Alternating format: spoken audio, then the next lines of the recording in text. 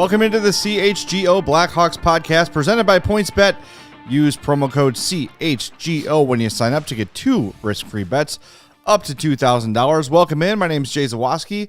With me is Greg Boysen. And with us today from his home is Mario Tirabassi. Hope you're feeling better, buddy. We are very thrilled to have you with us today for our postseason award show. Yeah, feeling better than I did at the beginning of the week, that's for sure. But still at home.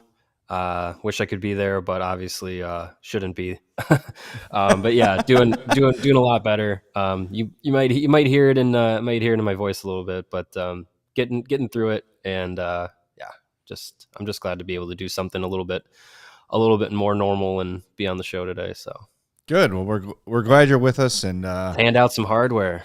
Yeah, let's do it. Let's get right to it, man. This is it's funny. We got to think of this. A lot of these things require us to think positively on the Blackhawks season, which is something we haven't really done in a while. Appropriate that we're in the Radish Garden today to hand out our postseason awards. So we're going to do this in a bit of a different way. So what we're going to do is, in the spirit of the NHL, we're going to hand out our Hart and our Selke and our Vezina and our Norris and all those sort of things.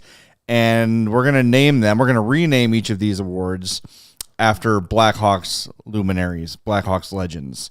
So why don't we get right into it with the MVP award, which we have called the Mikita Trophy. Very, very appropriately so. Greg, why don't you start us off with your pick for MVP? Oh, that's a lot of pressure. I know. That's why I'm having you do it. Jerk. Well, listen, there's 2 guys to really pick from. Maybe 3. Okay. But he's going to get his own award later. All right. So this was a one-line team. Yes. 2 of those guys were really, really good. Right. So I'm going to go with the guy that hasn't been here quite as long. I'm going to go Alex DeBrincat. Where would this team have been without Alex DeBrincat? 41 goals, career high, ties career high, 78 points. Yeah, Kane had more points, had more assists. Kane set up DeBrincat a lot of those goals, but there was something a little extra that gives it. That's why I give it to DeBrincat, not just most because he had the most goals. We saw as the season progressed, especially towards the end, we started to see those leadership qualities start to come out of him on the ice, not only defending himself, but defending other teammates, getting right in the middle of a pile, throwing a punch if he has to. Not what you normally see out of elite goal scorers, especially undersized elite goal scorers, but he thinks he's 6'3" sometimes when he's out there. That's not a bad thing. So you're seeing those leadership skills, and then you're seeing him off the ice too. Granted, he's still not 100% comfortable with the media sessions, but he's getting there. He's going to have to because he's going to get a whole lot more of them. He is. Yes, he is. But he's starting to say the things you want a potential captain to say. He's starting to say those things that maybe his teammates don't want to hear necessarily, but need to be said, not only behind closed doors, but in front of the cameras. So that's why I'm going to give him the most valuable player, not only because he had the most goals, but because he's forming into a mature leader that this team is going to need, especially over the next 3-4 seasons. Mario? Yeah, I think Greg laid it out pretty well there. There's really only 2 guys that you can pick from. I knew someone was gonna go a different direction than I was gonna go, so I went with Patrick Kane.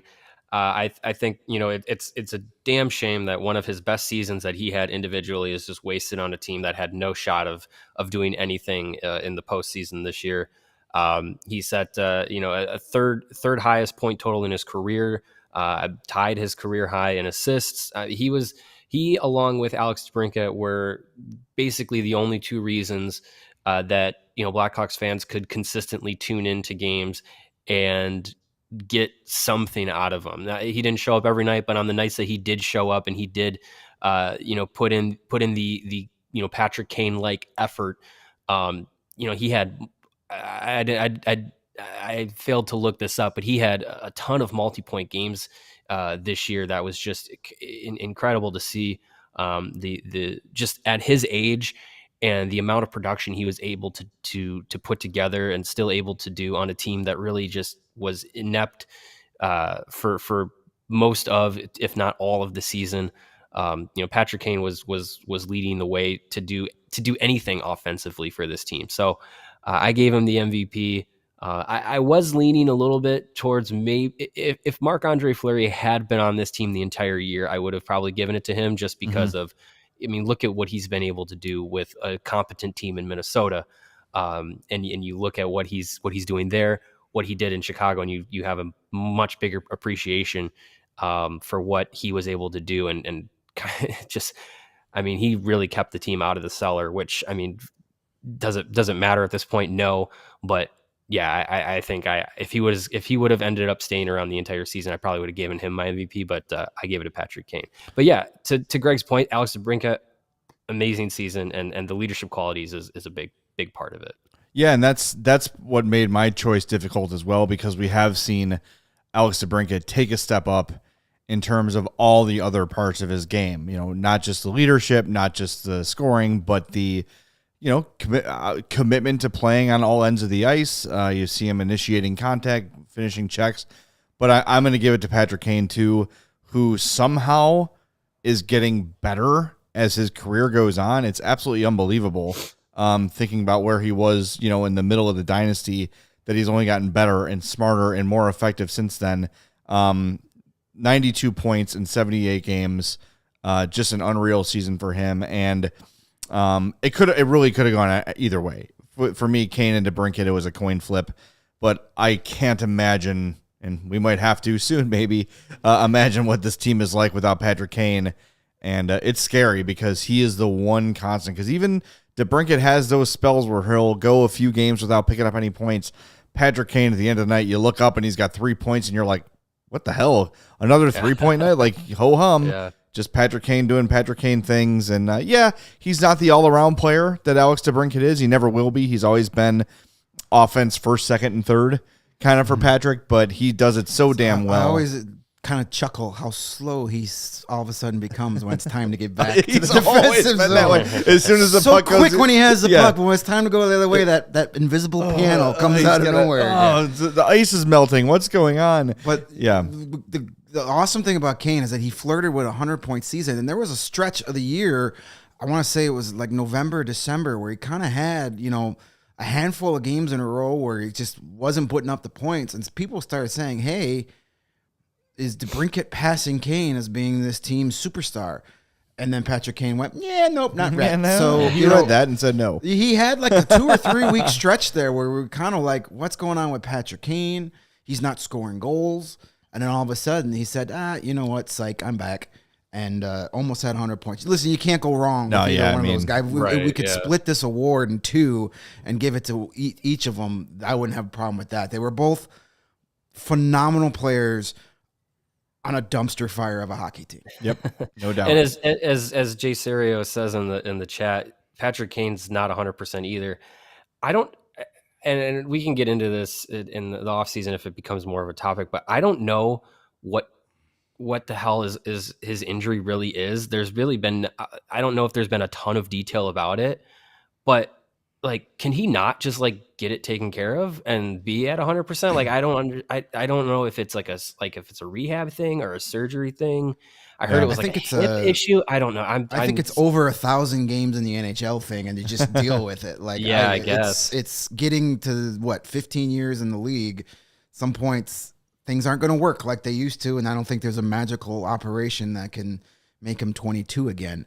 But that'd be right, yeah. And can we give that to Jonathan Taves, please? But, whatever that surgery is. But I mean, Patrick Kane at whatever age he is now, and at 85%, 90% is still a top 10 player in this league. So I'll take it. Yeah.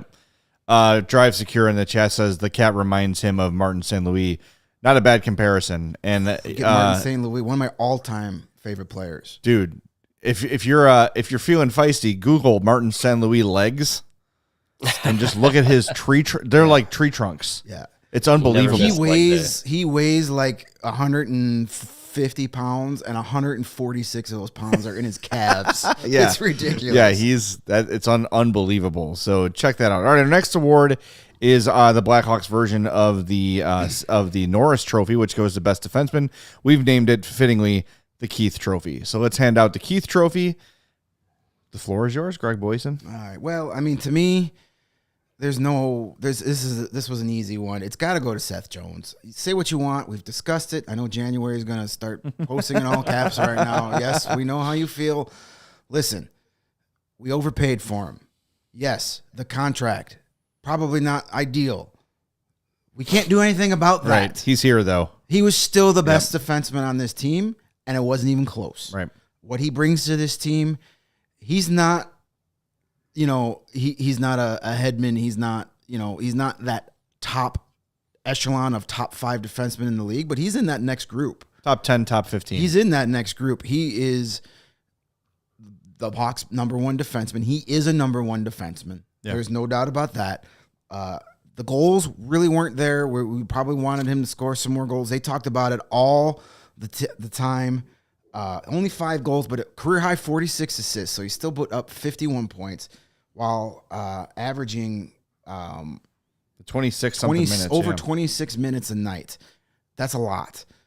Facing everybody's top line all night long. Yes, the plus minus was lousy. One of the worst in the league. That is a stat that I don't follow because it's a team stat. You can make the right play and the goalie can still give up a juicy rebound, Kevin Langen, and have it thrown back in the net, and there's nothing you could do about that. Yeah. Yes, there were a lot of plays where he was out of position. There were a lot of plays where he turned the puck over and it led to a goal against. But on a team that has no idea what they're doing defensively on most nights, he did a pretty darn good job. So he was the best defenseman on this team, all 3 zones. I think next year, things won't be so chaotic. He'll know who his coach is coming in, and that coach will probably stay here the whole year. There won't be a GM switch. There won't be an off-ice. He won't have to answer questions about an off-ice scandal that he wasn't even in the league for when it happened.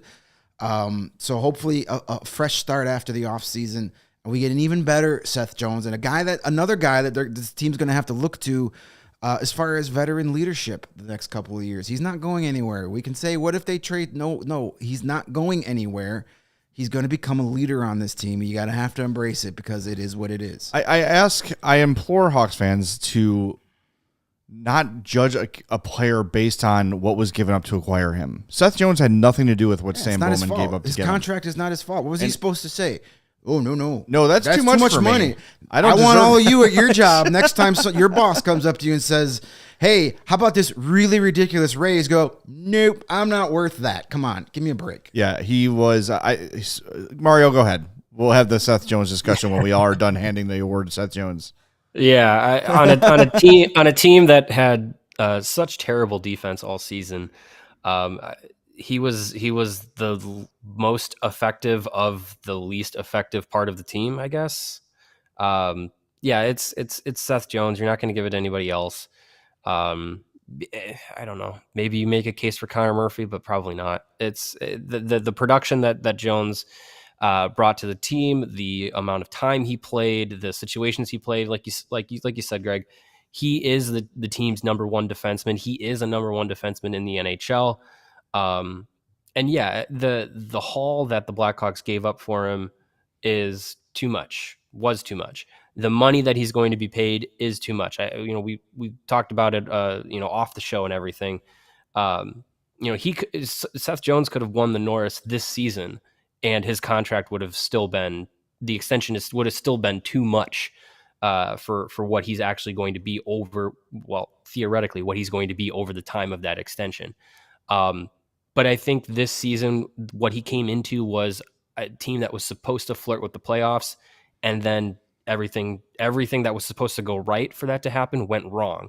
And the worst possible outcome that he could have foreseen coming to Chicago happened.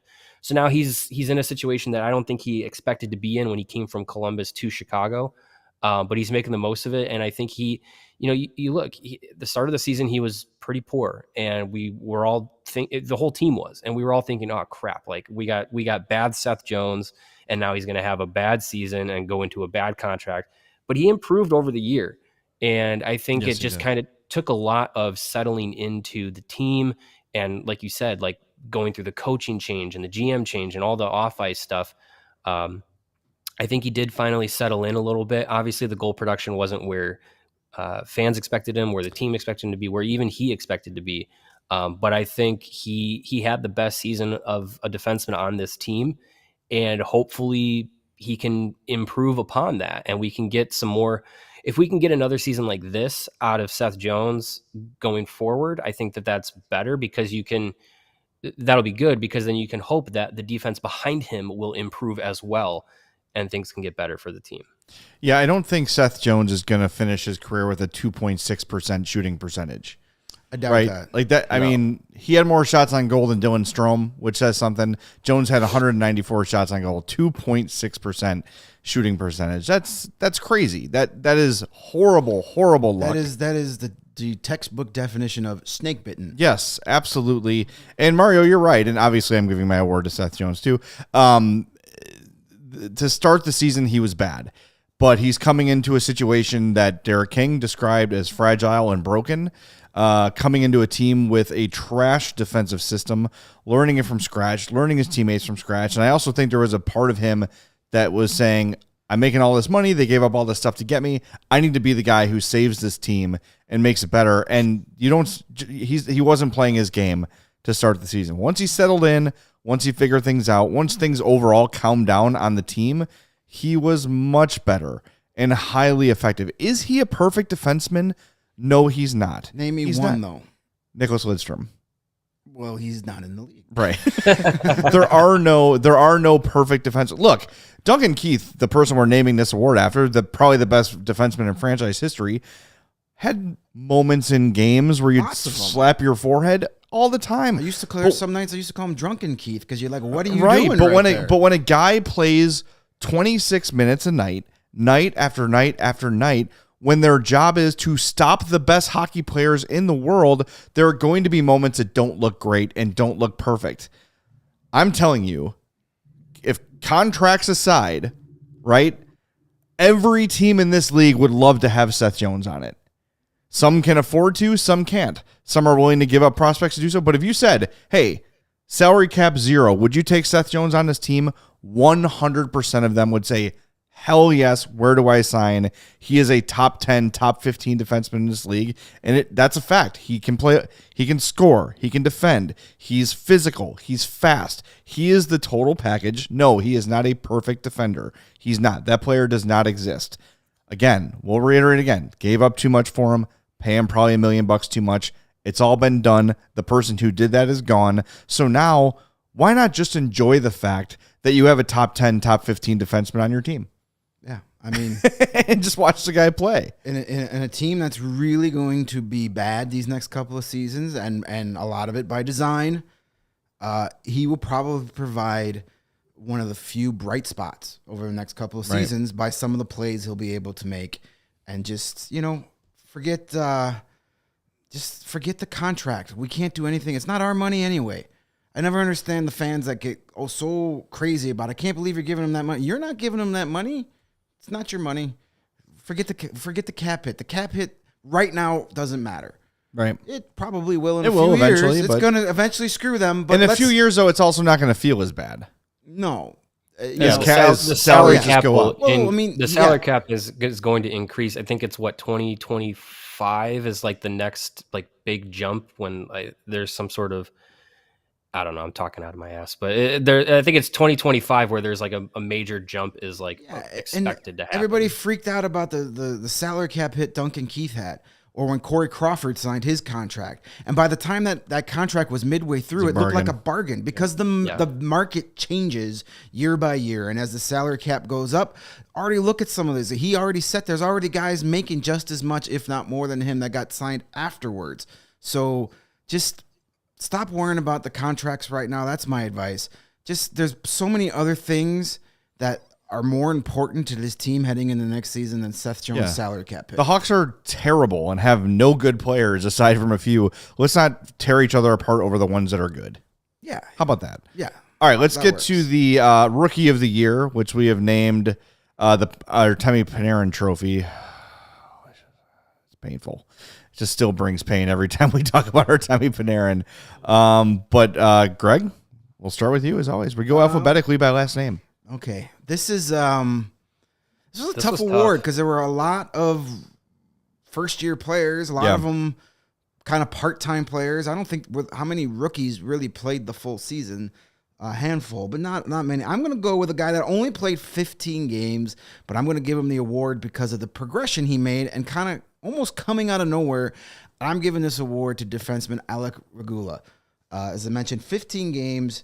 He had just the one goal, but he averaged nearly 18 minutes of ice time. And for a rookie, that's big. And he showed that he belonged, and he improved as the season. He became, at those last 10 games of the season, he was one of the best defensemen on the ice, night in, night out. I know I just said I don't really care about plus minus, but he was a -1.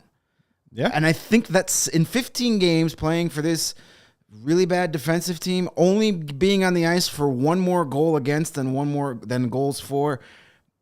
That's kind of impressive. That is impressive. So, no doubt. Obviously, if he had played the full season, I seriously doubt he would have been a -1.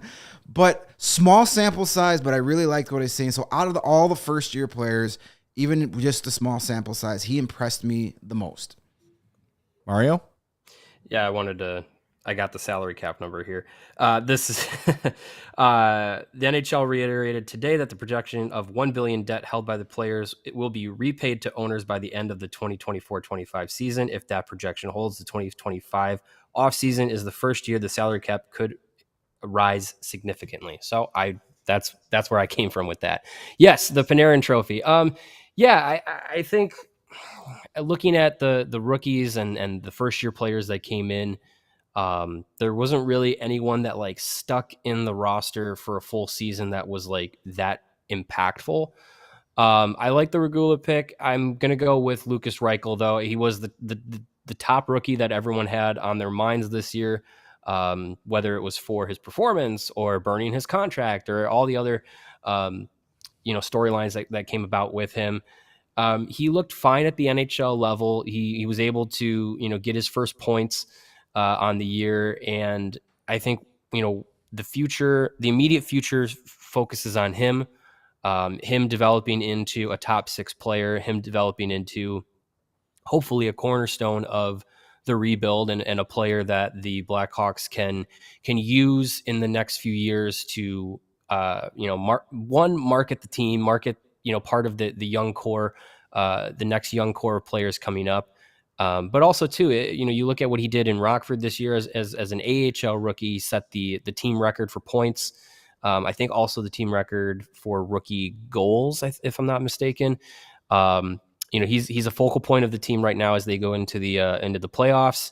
Got the opening goal of the playoffs in Game 1 last night, which was great to see. So on a team that didn't really have a standout end-to-end rookie, I'm going to go with the one that was the most talked about.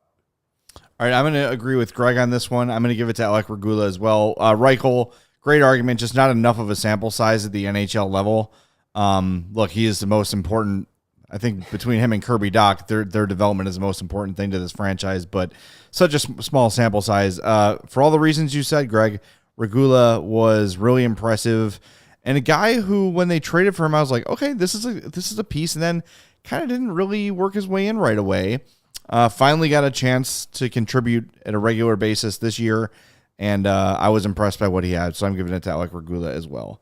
I think I was just impressed overall with how he came in and took on big minutes right away, and looked the part, looked the place, and you saw starting to feel himself offensively a little bit.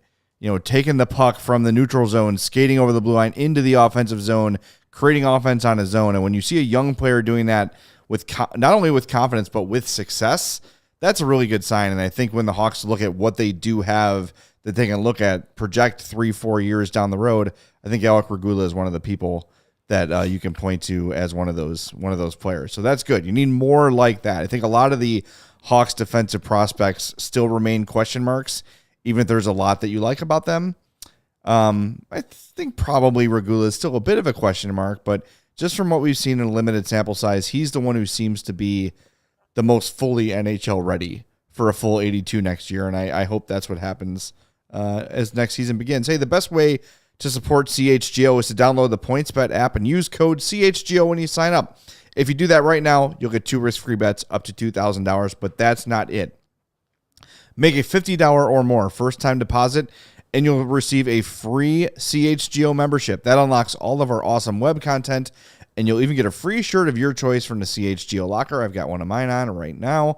That's $2,000 in free bets, a free CHGO membership, and a free t-shirt from the CHGO locker, all for making a $50 or more first-time deposit at PointsBet. It's your home for live in-play betting, and it just got even better. Introducing PointsBet's new feature, Live NBA Same Game Parlay. For the first time ever, you can build your perfect Live NBA Same Game Parlay only with PointsBet. Combine your favorite bets anytime during the game, not your favorite pets. Watch live, parlay live, and boost live with PointsBet.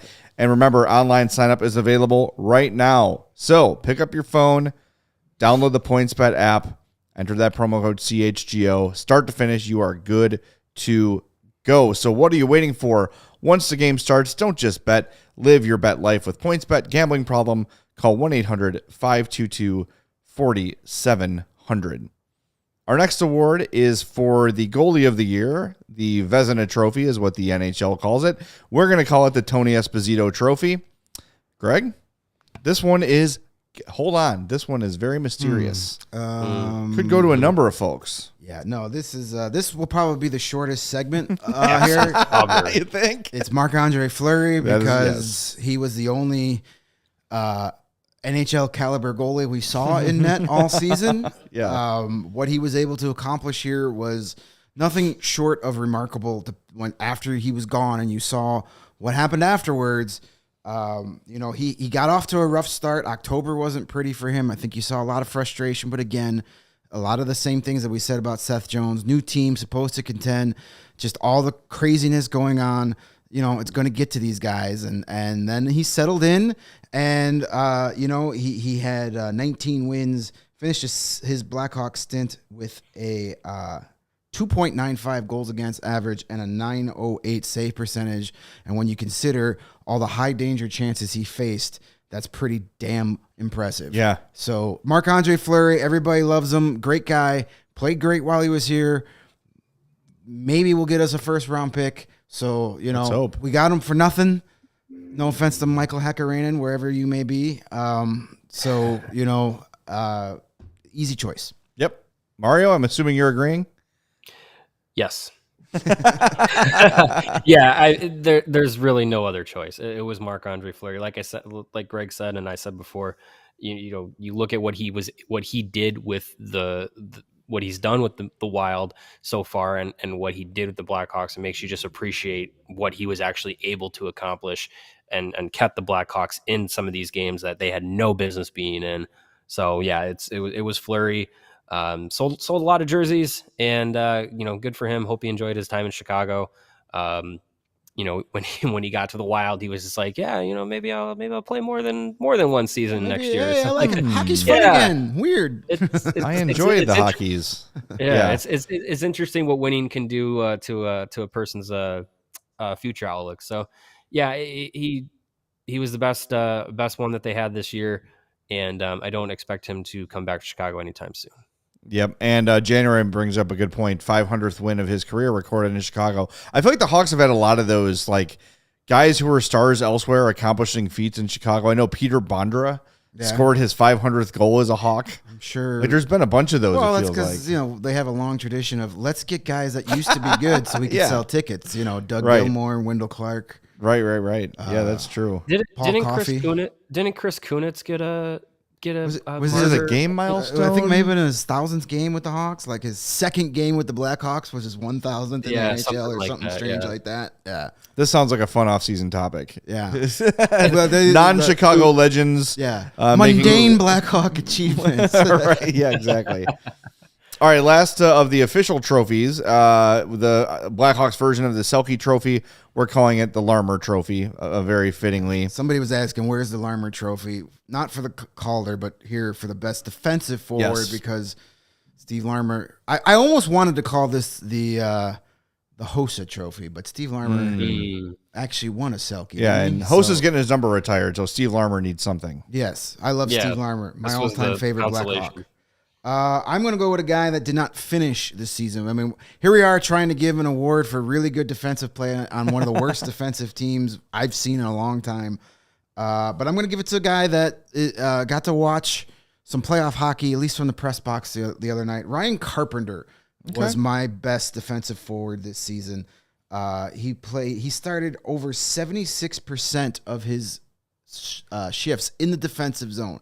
He was one of those guys that was, so 3 out of every 4 times he stepped out on the ice when he was with the Hawks, he headed to the defensive zone. Obviously, it was who Derek King trusted with those shifts. Yep. And for good reason. He still finished with a 45.4 Corsi for percentage. So that's considering 3/4 of your time is in the defensive zone and you still,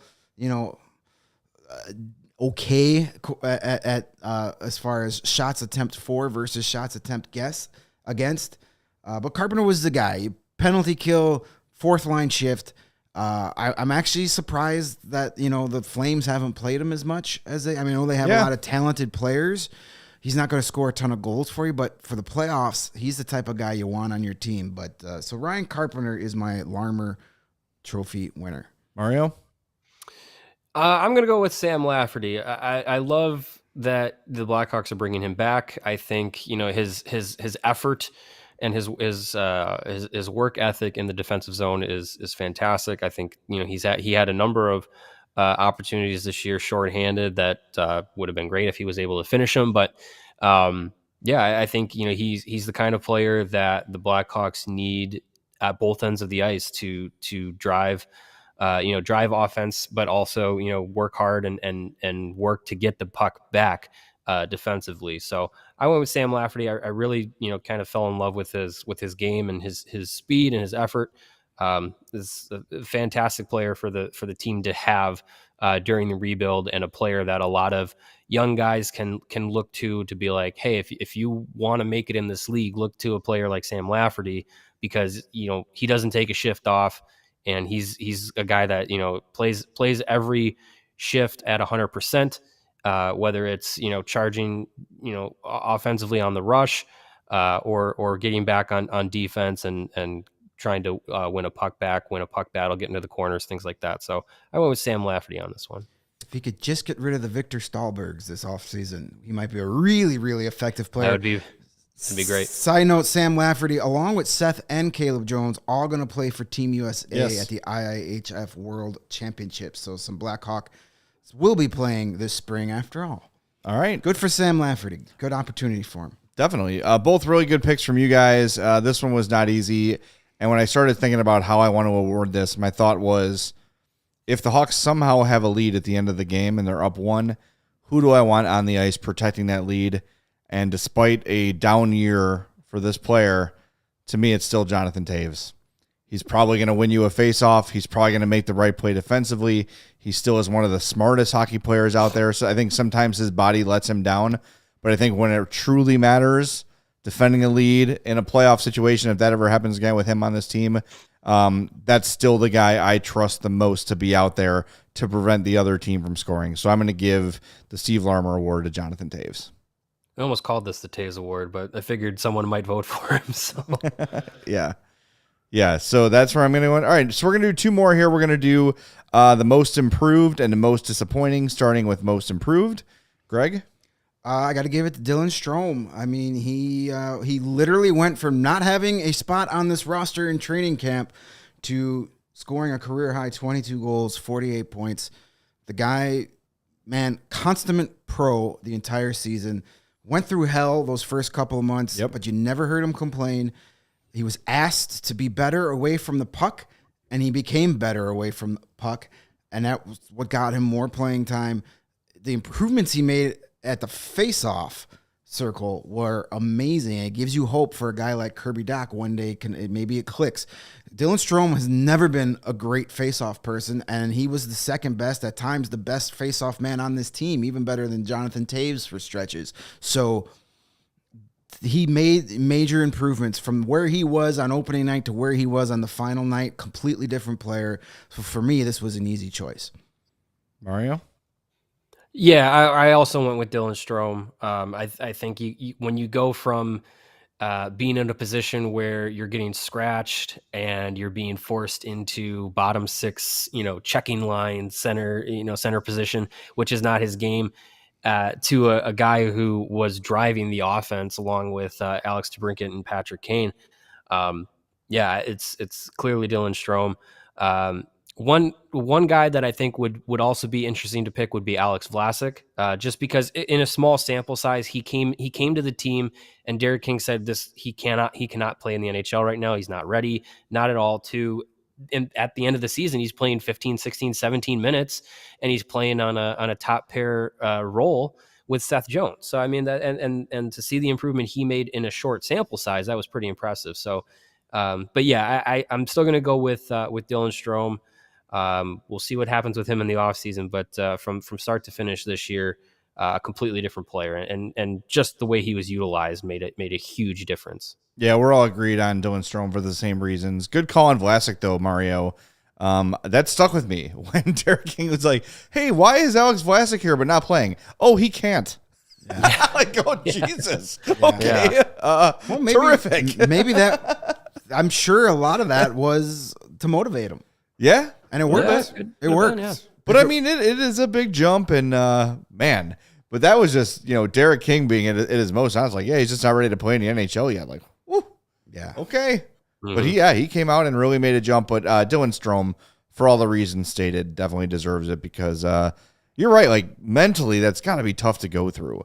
And he's thinking, like, this effing coach doesn't know what the hell he's talking about. Right. And the players are like, dude, you're fine. Just stick with it. We know he's going to get fired eventually. We're trying our damnedest to get this clown fired. Right. We got this. Just try to stick it out. But, like, oh, man, it's got to – I always think back to, like, we always talk about when Cowton came in and Duncan Keith, like, wouldn't even look at him in the locker room. Even a guy like Strome was like, I know I'm better. I'm not playing great, but I'm playing better than scratched. Yeah, give me a break. Yeah. Yeah, so all right, he's most improved. Now let's move on to most disappointing. And boy, we've got several candidates. Yes. Yeah, this one was hard. This one was probably the hardest one. Yeah, I was like, I don't know who to pick. There's you can basically give me you can put the roster up on the wall right here. I'll throw a dart, and whoever it hits goes. Yeah, he can win this award. In order to be disappointed, you had to have some expectations. Good point. You have to have high expectations in order to be disappointed. So that scratched Kirby Dach off my list. So I know a lot of people want to say disappointed. I didn't have much expectations for him based on what we saw. So he really didn't disappoint me because I kind of accepted the fact that he's not going to be that star player. He may still be a very good player. He's never going to be a star in my eyes. So he didn't disappoint me. I had the same thought with Kirby Dach, but I had expectations for him. But I think the reason that he kind of got scratched off on my list was that away from the puck, the way that he improved, and it wasn't on the score sheet. I think that was kind of took it out of the disappointing part for me because it wasn't he wasn't great. Strong. He wasn't great this year, but there were players that fell way flatter than he did. Yeah, he wasn't great this year, but I didn't expect him to be great, so he didn't disappoint me. Right. One guy I had higher expectations for, and I foolishly on my former show picked this guy to lead the Blackhawks in goals this year. Dominik Kubalik is the most disappointing Blackhawk for me. Former 30-goal scorer. I thought, Kane and DeBrincat, they'll take goals away from each other, and then here come Kubalik on the Taves line. Taves is going to be back. They had magic in a couple of years ago together, and he can score 30, 35 goals this year, and that made me look like the dumbest guy on the internet. Not the first time that's ever happened, and I guarantee you it won't be the last time, but thanks, Mr. Kubalik, for making me look like a complete blithering idiot. Only 15 goals, 31 points. This was a guy that just looked lost, looked frustrated, looked no confidence. I will give him some credit. He is my most disappointed player, but those last 5, 6, 7 games, he played really well. Yeah. When he got on that line with Jonathan Taves and Tyler Johnson, those three clicked. So maybe, I would be shocked if Dominik Kubalik is back next year, but at least if he is, you can kind of say, all right, if Jonathan Taves is here, I fully expect Tyler Johnson to be here. At least hey, that's a guy he had some chemistry with. Let's start the season with that as our second line, and we'll see what happens. Yep. But I don't think he's going to be back. But Dominik Kubalik, you disappointed me. You broke my heart. Yes, I also went with Dominik Kubalik. I really thought having Jonathan Taves back with Kubalik would reignite a little bit of what we saw in his rookie season, in that 30-goal season.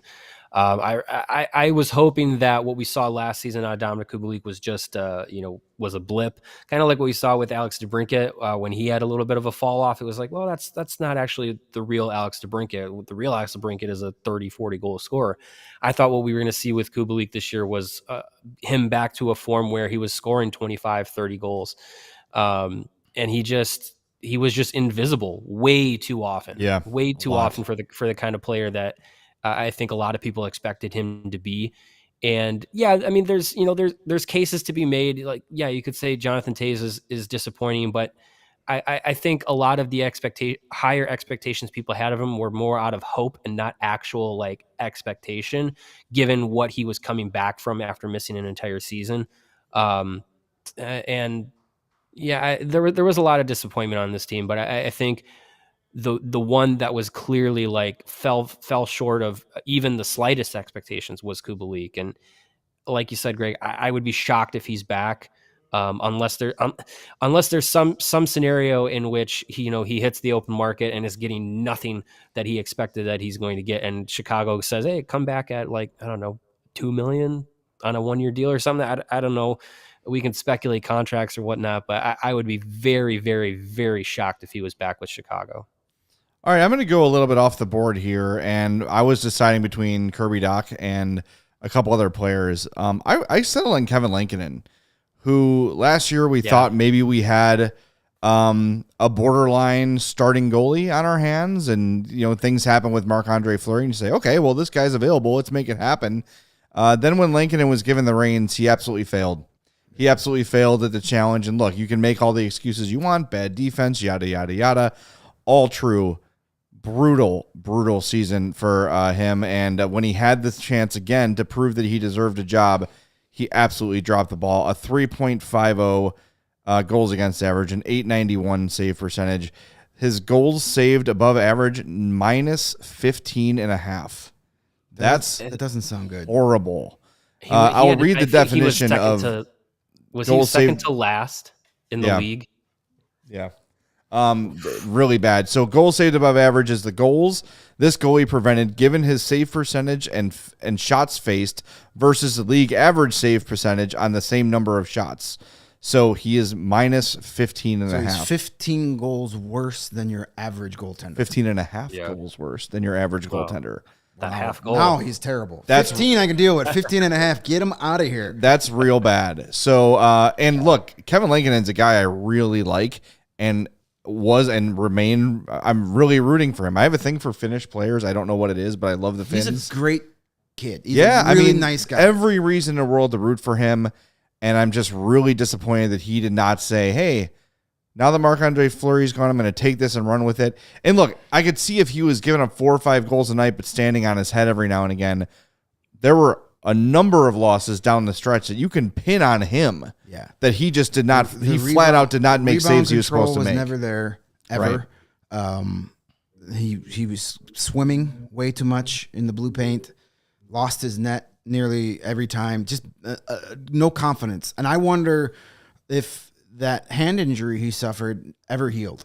It doesn't. Sure, it certainly doesn't help. I mean, no, and I'm not saying that excuses everything, but I think that didn't help.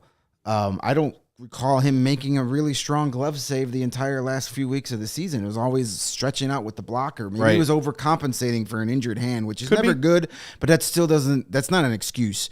It still doesn't excuse the bad techniques, the bad mechanics, and the just refusal to absorb a shot. Yeah.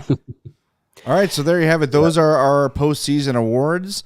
Up next, we are going to discuss how the Blackhawks fared in the playoffs last night. But first, Mario is going to tell you about some delicious. Another word I just made up. It's the combination of delicious and terrific. Delific. Yeah, I bet you Delific. that's a word in Finland.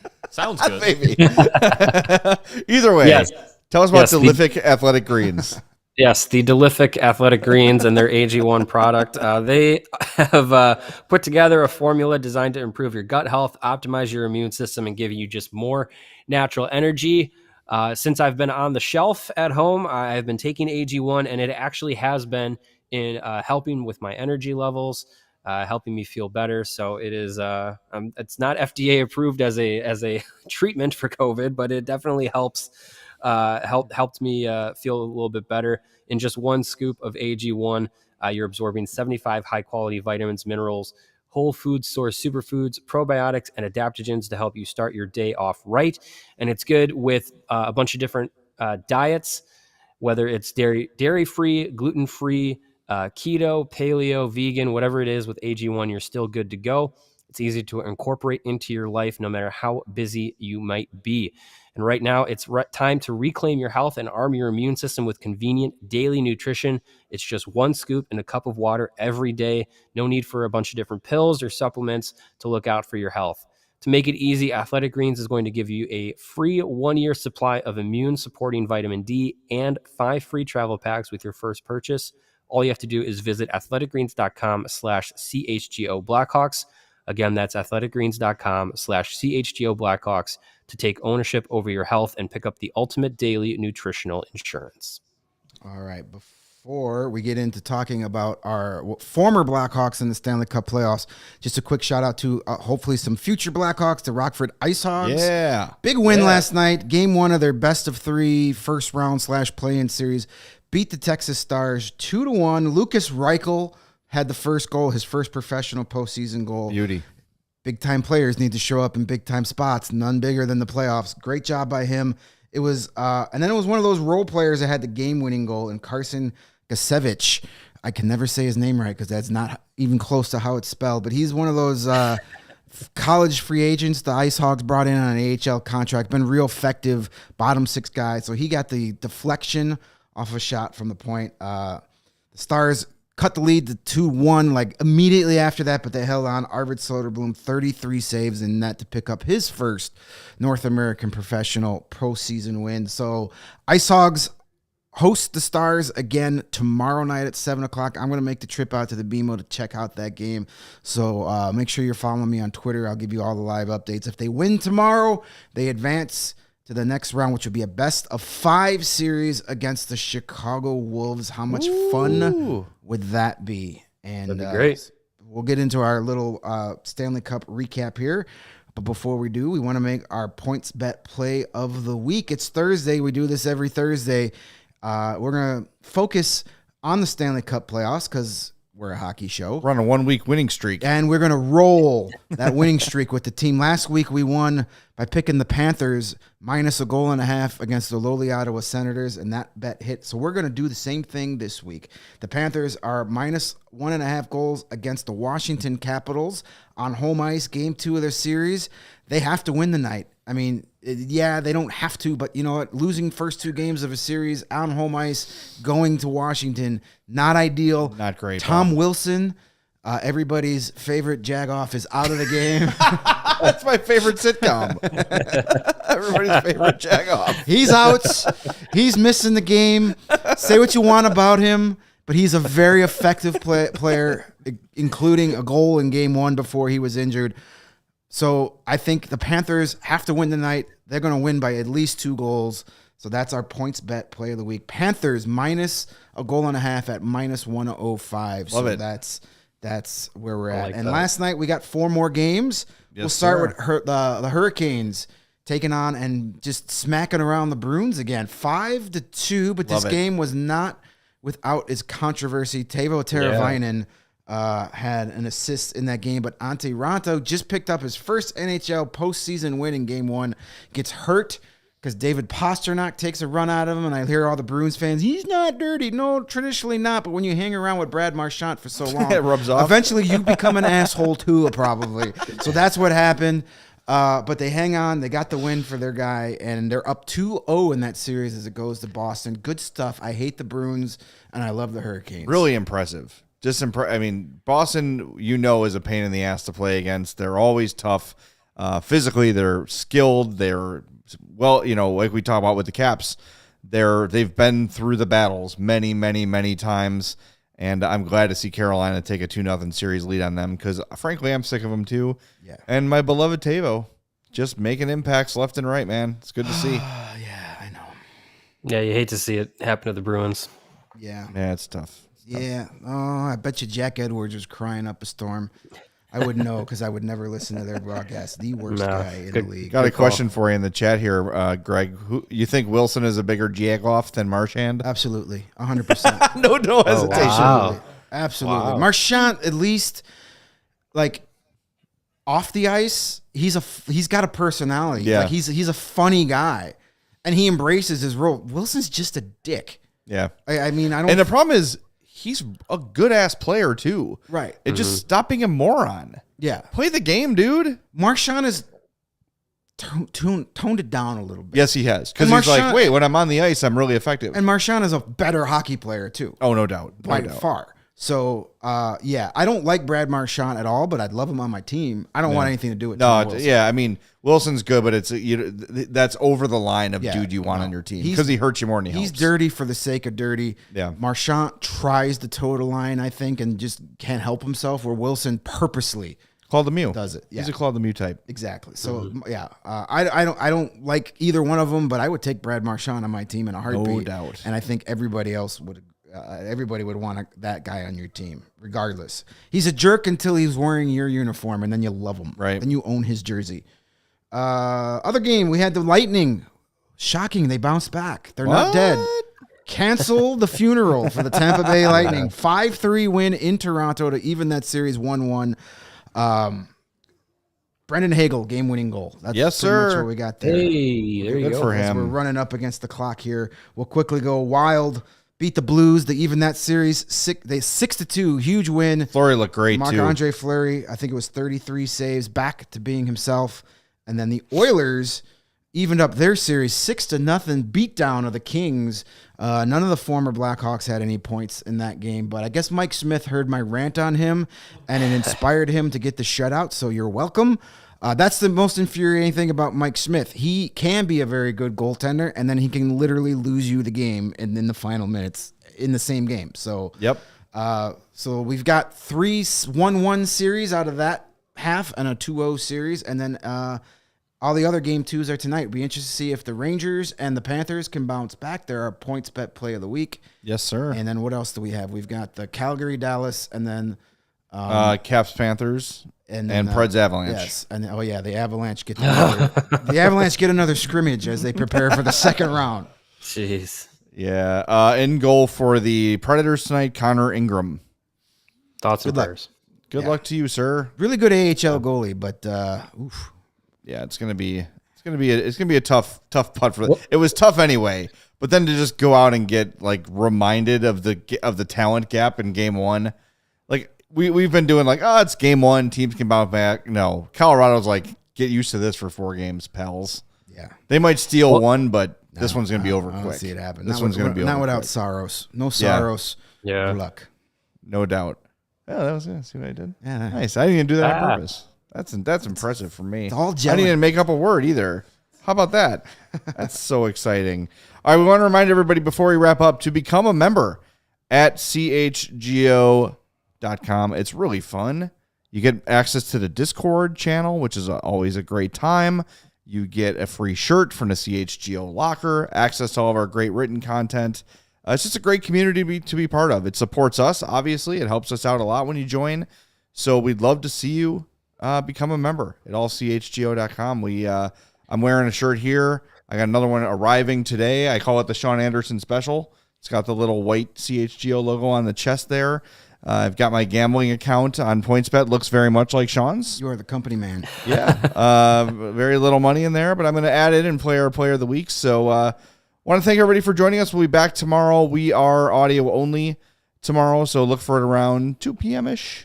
So it should be, we'll be there reacting to tonight's games and talking lots of Hawks. Tomorrow I want to get into, as I've been reflecting on the way Kyle Davidson was sort of, passive on Strome and Kubalik? Is that the right way to go? That's something I want to spend some time on tomorrow. So until then, have a great day. We greatly appreciate you joining us all in the chat. Make sure you're subscribed on your favorite podcast app. And please, if you can, leave us a 5-star review on Apple Podcasts. We greatly appreciate it. And, of course, like and follow the YouTube channel. And we are presented by PointsBet. Use promo code CHGO when you sign up to get 2 risk-free bets up to $2,000. I'm Jay. That's Greg. Mario's back home. We'll talk to you tomorrow on a CHGO Blackhawks podcast.